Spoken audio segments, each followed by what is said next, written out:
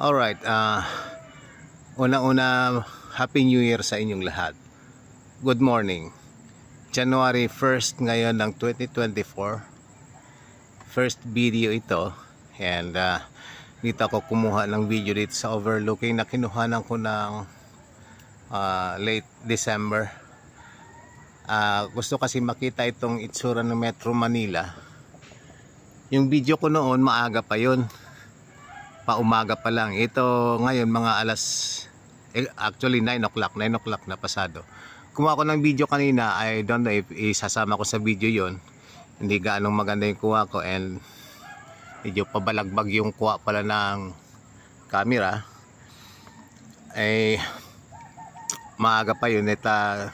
Grabe nga yung smog, yung smoke tsaka fog. Resulta ng kasayahan kagabi dahil sa New Year, mga putukan, fireworks and pausok and all.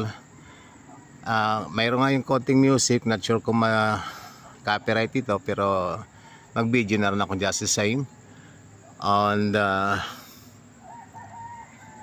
eto muna, good morning sa inyo and Happy New Year. So i-video natin tong dito sa overlooking side ng Metro Manila, and para marin tayong record, sort of souvenir ng ng sitwasyon niya, kung anong pagkakaiba ng normal days and itong nakatapos lang na celebration ng New Year.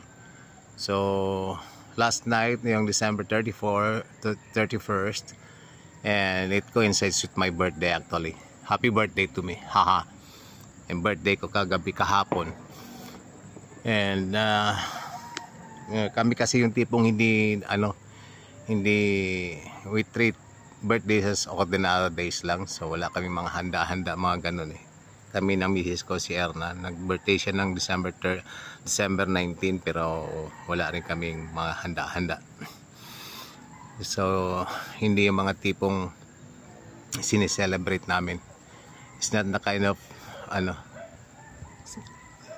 mga events na dapat namin pag-prepare, no? Yung birth natin dito sa Earth is very temporary. Naging dramatic na naman ako. Anyway, ito yung view niya, and 9 o'clock na. Ang araw ay nandito na sa may side na to actually, pero yan, kita mo kung gaano ka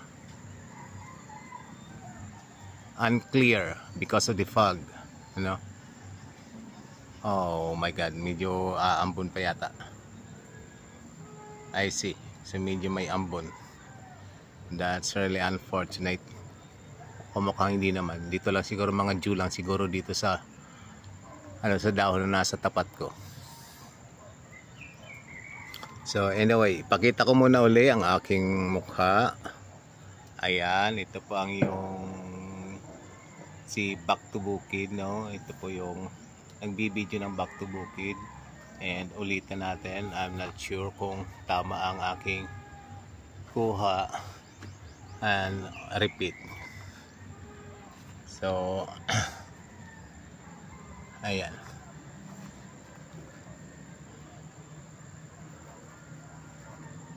Mukha yata, lumaki ba masyado yung mukha ko? I-edit ko na lang. Kung kinakalang edit ko na lang kasi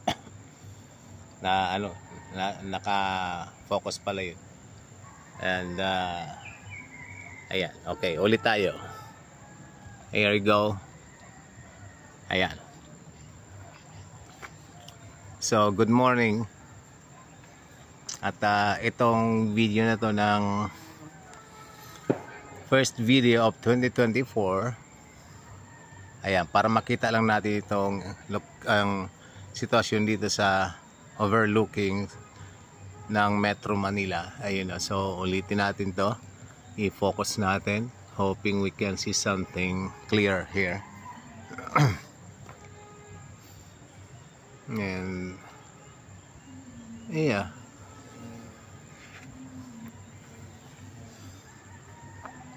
parang lang to, minomonitor lang natin kung gaano kadilim ang side ng Metro Manila. Hindi maulan, medyo cloudy lang, pero it's not the clouds.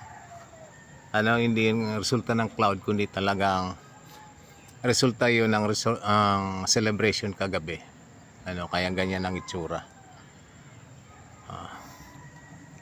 So focus natin, ayan natin siya. Ito, naka normal size. Ayan. Itong sa mga bundok green talaga siya, pero yung doon sa side nung yung farther out there, doon sa part nga ng city, ng metropolis, yun, hindi halos makita. Ang nakita lang natin dito, part pa yan ng Antipolo, ng San Mateo. Part pa yan ng San Mateo, yung bundok na yan na may mga bahay. I'm not sure kung makita natin sa ayan.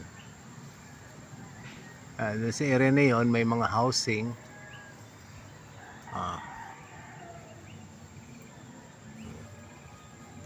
Hindi talaga visible What more yung Metro Manila, natatakpan talaga yung Metro Manila layo, wala talaga siya makita. Zero visibility yung Metro Manila. Kanina ako nag-video ako, isasama ko siguro later on, pagpasensyahan nyo lang itsura kasi pabalagbag. And lalo namang malabo yun. Ito, alas 9 na, ganyan pa rin siya ka-unclear, wala pa rin makita ng Metro Manila view. Ang makikita lang natin ay dito sa baba lang ito ng sa silangan ito, silangan San Mateo. Further out there is ng Kupang. Naka-boundary kami ng Kupang and Kupang, Antipolo and silangan San Mateo. So itong view na makikita natin dito. And thankfully yun, medyo wala nang nakakatch up na mga patugtog. So meron lang konting nagtuturotot, konting mga putukan. Sana nga hindi makapiright. Alam mo, isa sa mga disadvantages na mga pag-record ng YouTube yung mga unwanted na mga tugtog nakaka-copyright. Hindi mo na kailangan, pero may mga alam mo na mga medyo matatakaw din na magano ng claim na hindi, maski hindi naman sila yung may-ari ng music Most of the copyrights na naka-appear sa akin is nasa Brazil na nagki-claim. Brazil may mga biro mo, mga patugtog ako na mga Filipino, original Filipino music, pero nagki-claim is nasa Brasileira something from Brazil, yung recording na nagki-claim ng copyright. Hindi naman ako hindi na ako nang i-complain or ano ba yan? Yung ilaban pa dahil sa actually wala naman halos wala naman halos income in terms of monetization, napakaliit lang naman ang nito ng mga hindi pa maabot sa mga piso-piso Ang purpose lang naman ng ko actually ng vlogging ko is para lang may souvenir ako. Souvenir lang na at my age, I'm really thankful na nakapag-vlog pa ako. So I'm really thankful for that sa YouTube. Dahil sabi ko nga sa misis ko frustrated writer ako. And syempre, as a writer, as a frustrated writer, nangangarap na makapag-publish ng mga gawa na composition. And nawalan ako ng chance and sa hirap ng buhay, yung mga ganon, hindi ko naman napurso yung ganong mga hilig ko. So itong dumating ang mga ng social media, happy na ako na nakakapag-post ako. That way, na-publish.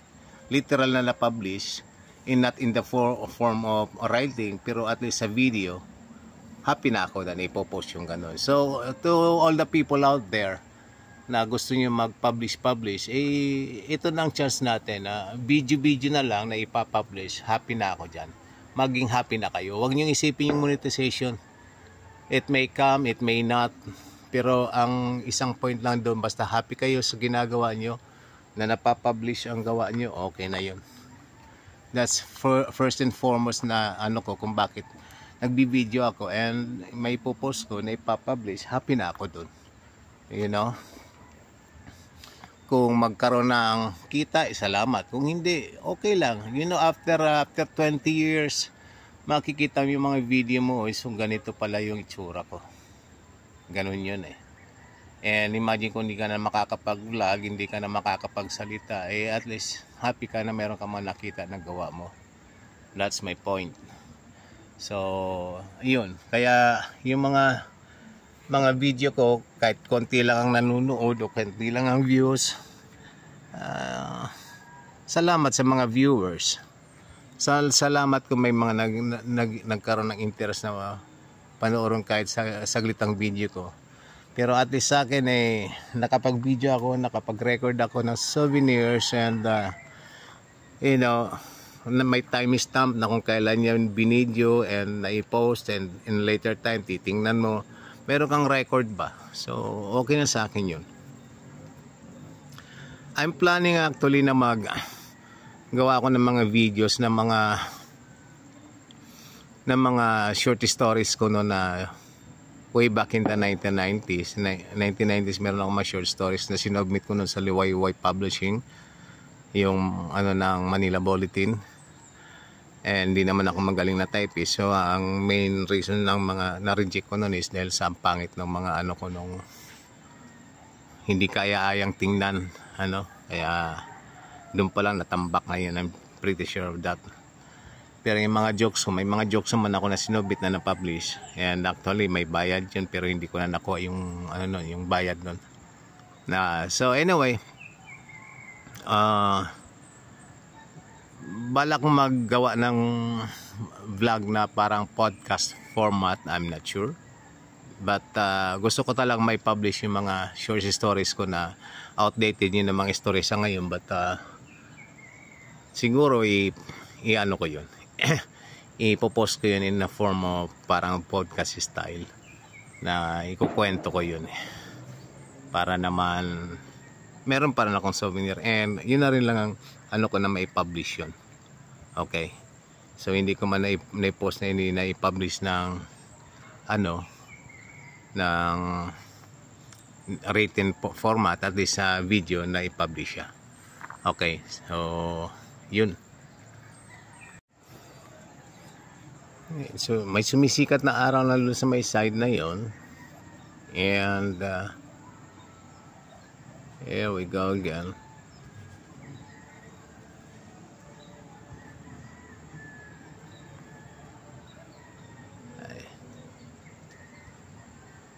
Gumaganda-ganda na dahil sa medyo lumiliwanag na yung araw.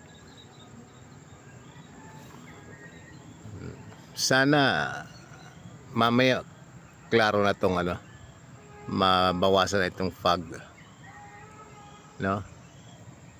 Yan. Okay, anyway, yun lang naman, gusto ko to makuha na ng video itong sa side na to para naman doon sa first day of the year, January 1st ngayon, January 1, 2024. And again, Happy New Year sa inyong lahat. And belated happy birthday to me. No? Birthday ko kahapon, no? Ayan. Okay, iikot natin tong camera para makita natin tong side ng ayan. Ito kasi may daanan na, may lang daanan ako papunta yun sa kabila. Anyway, kuha na natin saglit. So dito sa may side dito, meron na tong bahay dito actually.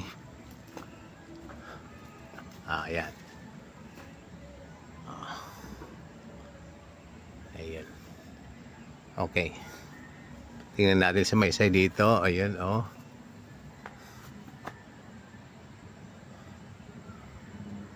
Okay, laki natin.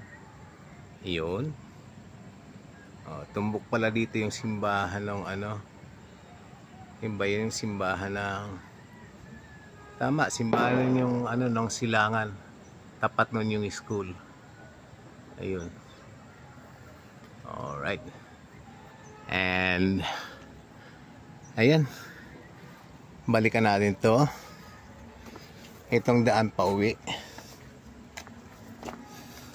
Medyo ayok mag-video dun sa amin dahil sa maraming may radyo na sige ang patugtog na makaka-copyright, kaya ayoko na.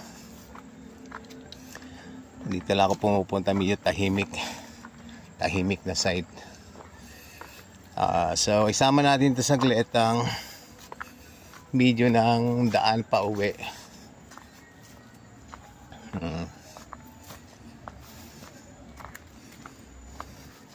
Kasi meron ditong nagsasanga na daan over here.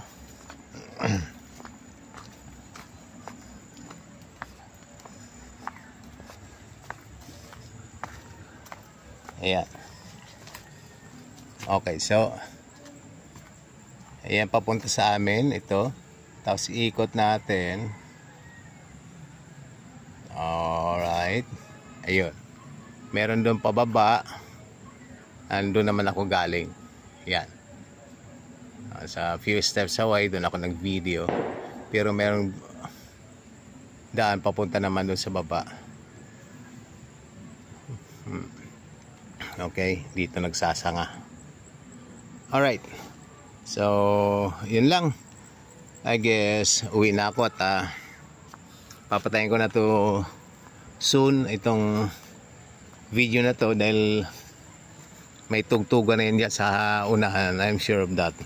Kaya copyright na naman ang buting ko. Okay, so yan na nga, may tugtog na nga. Tigil na ako. Salamat.